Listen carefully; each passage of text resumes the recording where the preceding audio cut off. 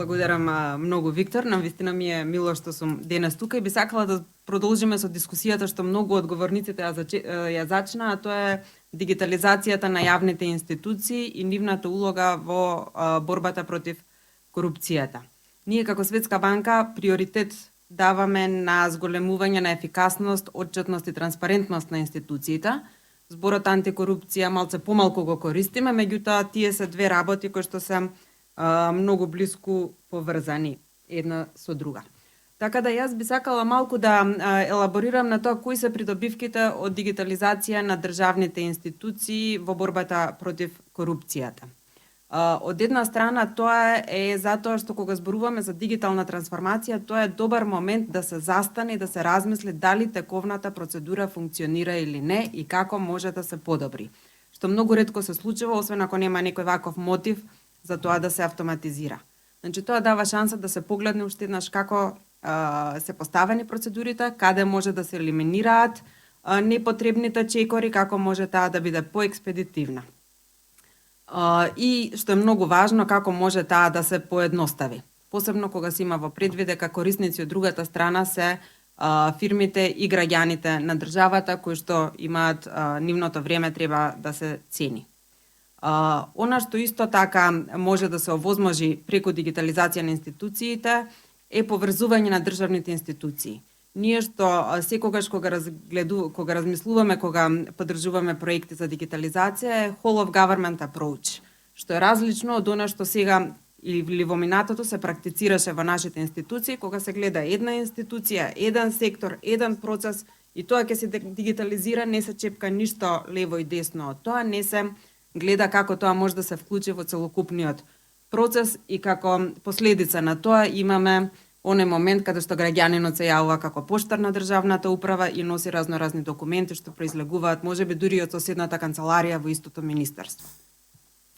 И на крајот она што возможува редизајнирање на процесите е точно дефинирање на улогите на сите луѓе во хиерархијата во институциите. Кој прави, што прави, кога што одобрува. И сето тоа се кодира во системот.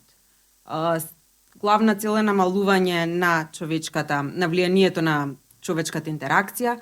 Колку помалку луѓе меѓу себе разговараат, толку помалку има можност за корупција и злоупотреба и фаворитизам во носењето на одлуките. Посебно за работи кои што треба да се јасни, структурирани и однапред дефинирани. Транспарентноста многу често ја спомнавте и дигитализацијата е една многу важна алатка во зголемување на транспарентноста. Меѓутоа, туку уште еднаш треба да напоменам неколку работи што сум ги согледала во минатото, кога луѓе ќе кажат ние сме многу транспарентна институција, објавен е извештајот на веб страната. Прво не може да се најде точно каде на веб страната, некаде е скриен во некој нелогично мени, каде што не она интуитивно не се стигнува до него. А второ, многу често ќе се види дека тоа е скен од печатен документ кој што не може да се пребарува, не може да се копира, не може да се преведе. И на тој начин точно информацијата постои, меѓутоа е така поставена што не придонесува луѓето лесно да ја користат во своите активности. Се бара многу голема упорност за луѓето да и тоа посебно го имаат новинарите и невладините организации да се спремни сите тие системи да ги чепкаат, да ги бараат каде се информациите и понатаму да ги користат. Една од главните работи што ја дава системите за дигитална трансформација на институциите е отчетност.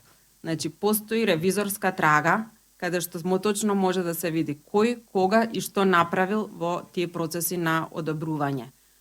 Исто така може да се види кој што не направил и тоа е многу значајно, посебно во работите кои што се поврзани со временски рокови.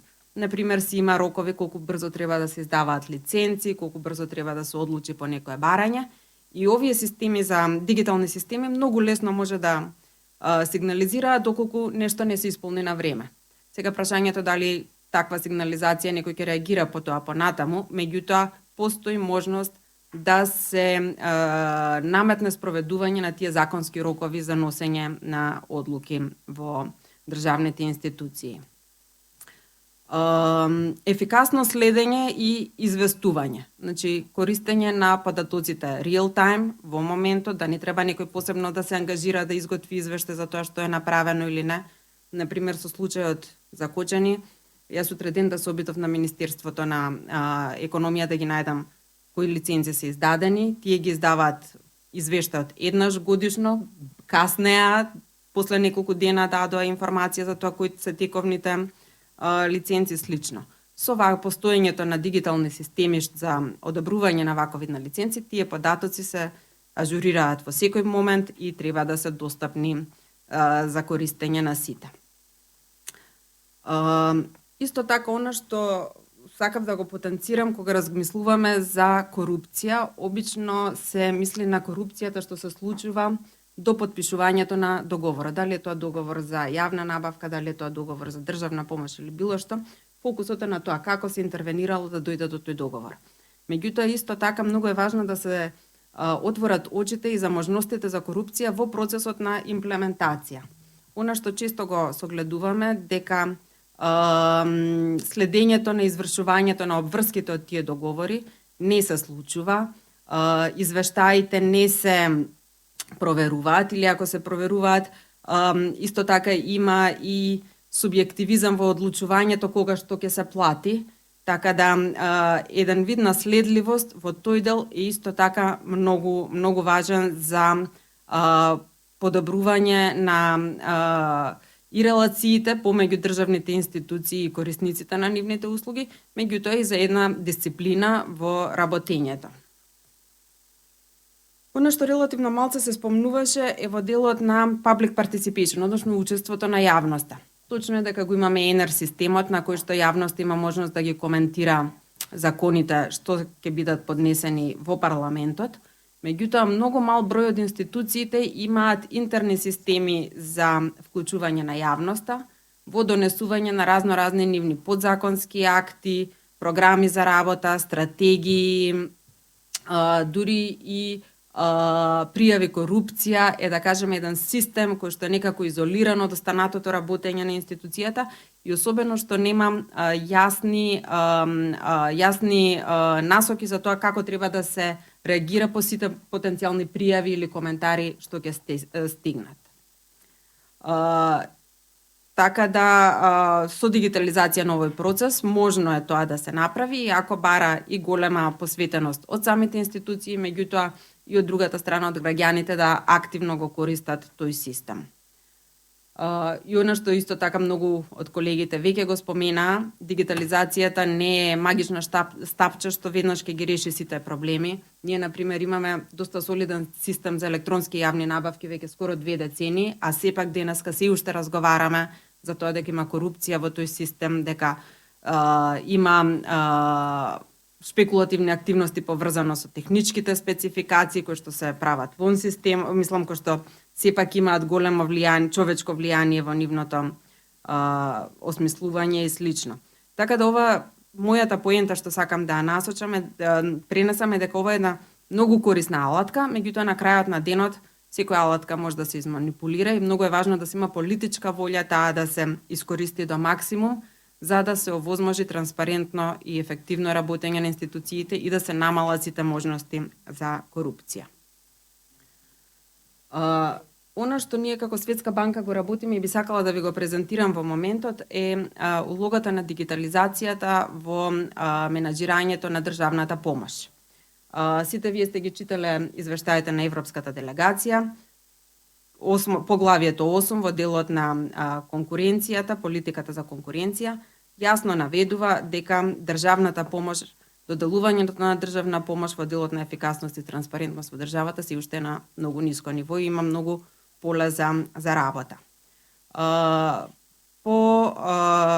Пред неколку години во банката се организиравме да направиме една проценка како би можело тоа да се подобри и изготвивме препораки и техничка спецификација за воведување на систем за управување со државната помош.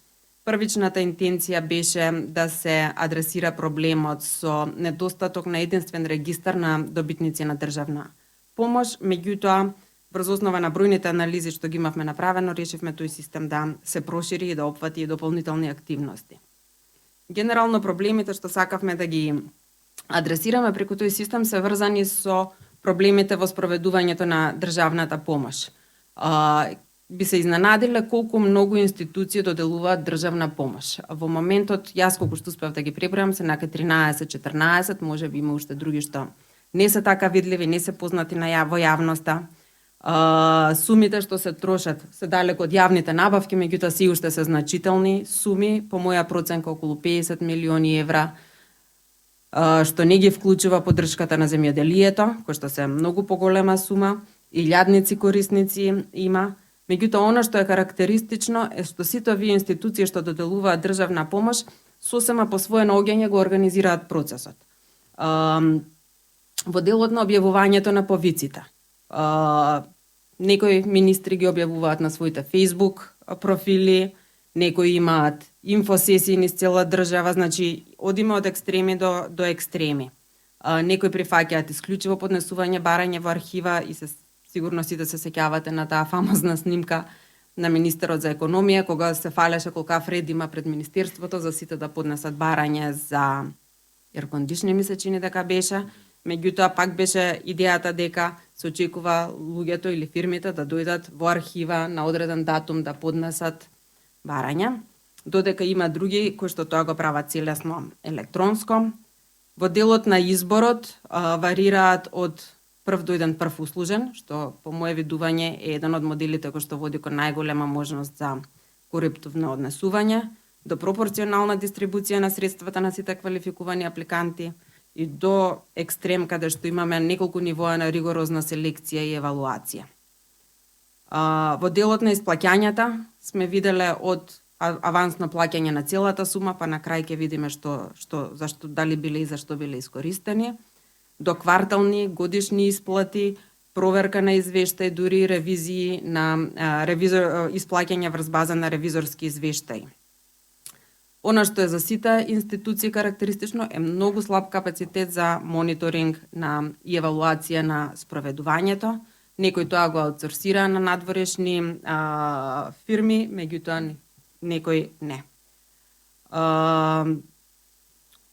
Ова од прилика ќе го завршам тука со тоа што само сакав да напоменам дека Комисија за заштита на конкуренцијата има задача, мандат да ја следи и анализира искористеноста на државната помош. Меѓутоа и таа се соочува со бројни проблеми затоа што и таа извештаите што ги прима од институциите се најчесто во хартиен формат и не може да прави кросчек помеѓу различни институции. Се надевам. Она што платформата, системот за менеджмент, системот за државна помош што би требало да успее да го направи кога ќе биде финално имплементиран, е да го централизира процесот на аплицирање на една единствена платформа, каде што за сите издавачи на државна помош ќе бидат објавени повиците, ќе биде стандардизиран процесот на аплицирање. Би требало да овозможи автоматско повлекување на податоците од сите други релевантни државни институции.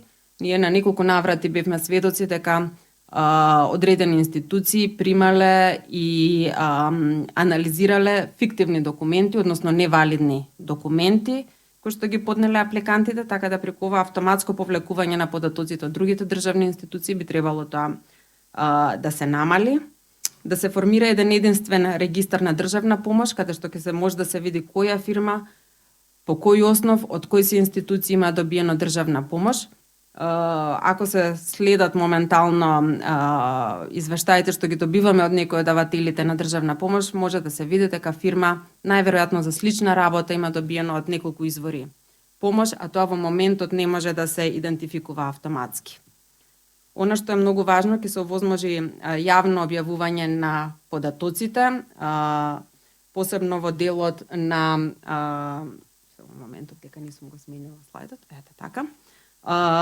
Посебно ќе се обрне внимание на user friendliness на извештаите, значи да може и јавноста брзо и лесно да дојде до оние податоци што се потребни, а особено се надеваме на невладините организации, истражувачките новинари да се заинтересираат за овие податоци и соодветно да ги анализираат. Се очекува дека системот ќе овозможи следење и на имплементацијата, значи не само на доделувањето на договори за државна помош, туку и понатамошната имплементација, да се има увид во, сега ќе видиме тоа колку ќе се сложи да биде јавно, меѓутоа увид во извештаите што ги поднесуваат фирмите што имаат добиена државна помош и да се поврзе тоа со плаќањата, затоа што многу често се случува да постои договор за државна помош, меѓутоа исплатите да не се случуваат од разни причини, дали фирмата веќе не ги исполнува условите или има тука уште еден момент на задршка по основ на коруптивни активности. И на крајот треба да има механизам за поплаки и тоа и коментари и тоа во сите фази, да не биде само во делот на евалуацијата, зашто евалуацијата е само една од фазите на доделување на државна помош, туку да може да собира јавен коментар и во делот на планирањето, во делот на дизајнирањето на државната помош, аплицирањето, извршувањето и слично. Завршувам последен слайд, значи освен овој систем, ние како Светска банка работиме и финансирање на уште неколку системи кои што индиректно помагаат во борба со корупцијата. Еден е системот за даноци, Управата за јавни приходи сака да направи интегриран систем за даноци и ние со нив ќе работиме на воведување на единствен портал на кој што ќе може да се на едно место да се поднесуваат сите барања и да се добиваат сите информации.